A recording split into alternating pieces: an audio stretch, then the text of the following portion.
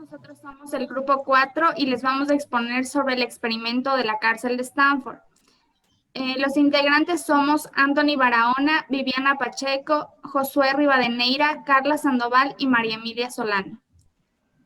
Biografía. Philip Zimbardo nació en la ciudad de Nueva York el 23 de marzo de 1993 en el seno de una familia siciliana radicada en el barrio de Bronx. Hijo de George Zimbardo y Margaret Visichia. Cursó estudios en la Universidad de Yale College de Brooklyn de la Universidad de la Ciudad de Nueva York. Graduado con honores en Psicología, Sociología y Antropología. Realizó estudios de posgrado en Psicología Social y finalmente obtuvo el doctorado en la misma área por la Universidad de Yale. Zimbardo escribe que vivir en un barrio empobrecido cuando era niño influyó en su interés por la psicología.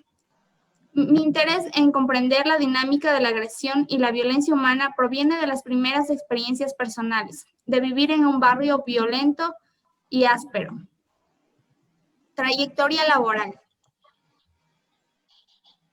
Psicólogo e investigador del comportamiento, profesor de la Universidad de Stanford desde 1968. Antes dio clases en Yale y la Universidad de Columbia.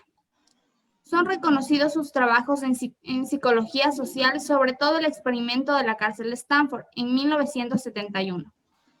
Conocido estudio psicológico acerca de la influencia de un ambiente extremo, la vida en prisión, en las conductas desarrolladas por el individuo dependiente de los roles sociales que desarrollaban. Cautivo, guardia. Una de sus labores de divulgación consistió en hacer llegar la psicología al público gracias a la serie de televisión Descubriendo la Psicología. Fue presidente de la Asociación Americana de Psicología en el 2002. Actualmente es profesor emérito de la Universidad de Stanford, donde ejerció como docente durante 50 años y se desempeña también como docente en la Universidad de Palo Alto, en California. Zimbardo es presidente del proyecto Imaginación Heroica, un programa que trabaja para estudiar el comportamiento heroico y entrenar a la gente en estrategias para comportarse heroicamente.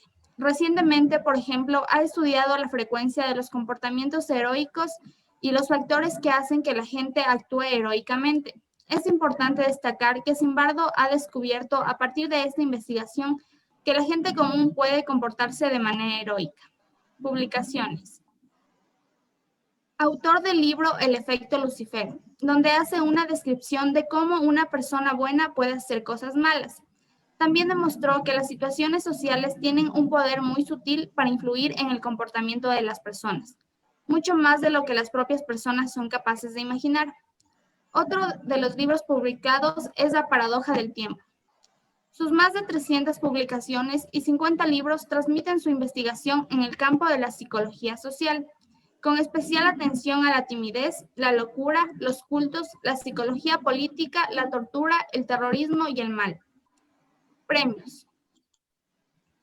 En 2008 le fue otorgado el premio de la Fundación de Václav Havel por su vida dedicada a la investigación sobre la condición humana.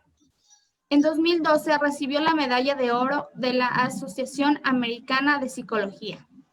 El experimento, la cárcel de Stanford, sucedió en 1971 en una de las universidades más prestigiosas de Estados Unidos, Stanford, en California.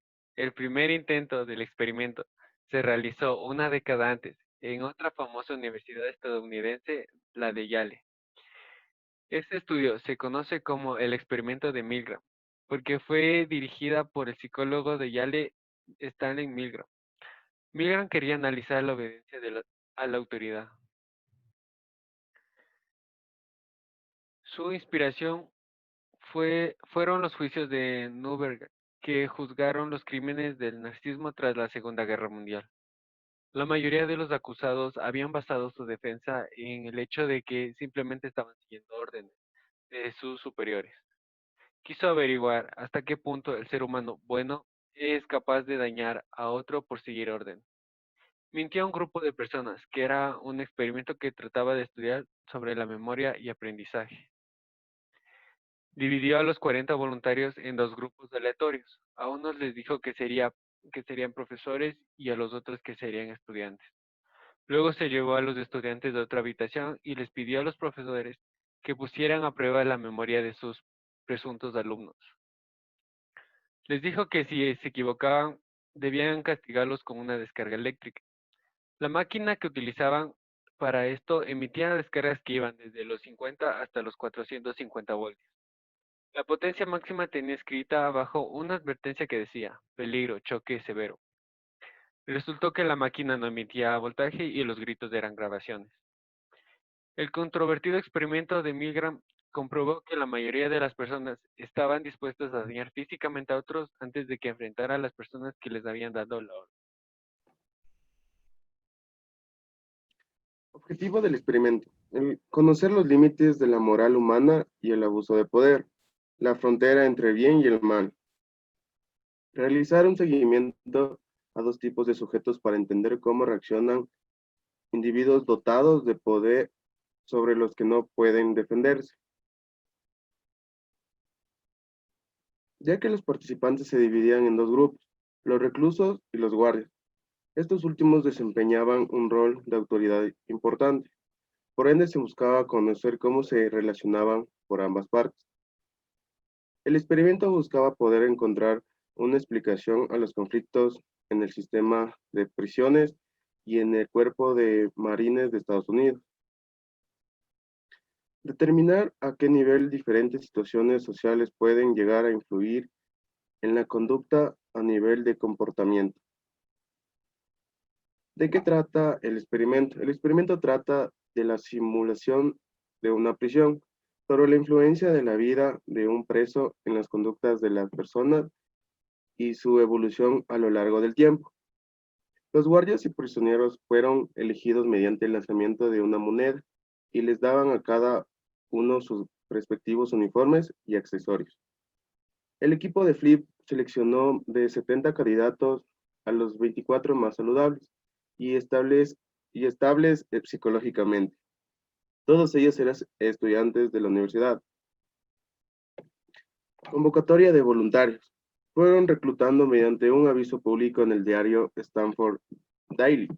Buscaban estudiantes universitarios de sexo masculino para participar de un estudio psicológico. Respondieron 75 alumnos. Zimbardo y su equipo los entrevistaron, exámenes médicos y test psicológicos, seleccionando solamente 24 alumnos. Inicio del experimento. Días antes, los guardias asistieron a una breve reunión orientacional. En cambio, a los prisioneros se les dijo que esperaran en sus casas, que los visitaría el día del experimento. Y sin previo aviso fueron arrestados por robo a mano armada por policías reales. Una vez en la central, se les tomó una fotografía de frente y de perfil, y se les desnudaba, se les despiojaba y se les vendaba los ojos. Se trasladaban a la prisión de Stanford y se entregaban a cada prisionero un uniforme con un número de identificación, una cadena con un candado en el tobillo y sandalias de goma. Los guardias vestían uniformes militares, bastones antimotines, un silbato y unas gafas de espejo. Castigos. Obligaban a los presos a ir desnudos para humillarlos, obligaban a los prisioneros a dormir en el piso, convirtieron la comida en un privilegio, los forzaban a hacer ejercicios físicos y a limpiar los inodoros sin guantes. Desarrollo del experimento. Primer día. Calma aparente. Al fin del primer día, tanto guardias como presos se sentían desplazados del papel que tenían que cumplir. De alguna forma rechazaron los roles. Segundo día. Los guardias se volvieron violentos. Todos los voluntarios del experimento dejaron de ser simples estudiantes para pasar a ser otra cosa. El estallido de una rebelión entre guardias y reclusos se había vuelto peor que antes. Se generó una dinámica de dominio sobre los presos. Tercer día. El principio de las vejaciones. Había dejado de ser un experimento. Los guardias veían a los presos como los generadores reales del problema y ya tenían intención de ejercer violencia sobre ellos y actos de humillación. Cuarto día. Plan de huida y traslado. Tras un rumor de huida, Zimbardo y los suyos intentaron trasladar el experimento a un bloque de celdas reales en el departamento local de la policía. La policía rechazó tal propuesta. Final del experimento, quinto y sexto día. A medida que evoluciona el experimento, aumenta el sadismo. Tanto guardias como presos aceptan un papel. Los prisioneros comienzan a sufrir desórdenes emocionales agudos, llantos y pensamientos desorganizados. 2 de ellos sufren traumas severos que tuvieron que ser retirados y reemplazados del experimento. ¿Cómo se puso fin al experimento? Tras la visita de Cristina Maslach, una estudiante de posgrado de Psicología Social, observa que la prisión está en pésimas condiciones y que a Zimbardo se le ha ido de las manos dicho experimento.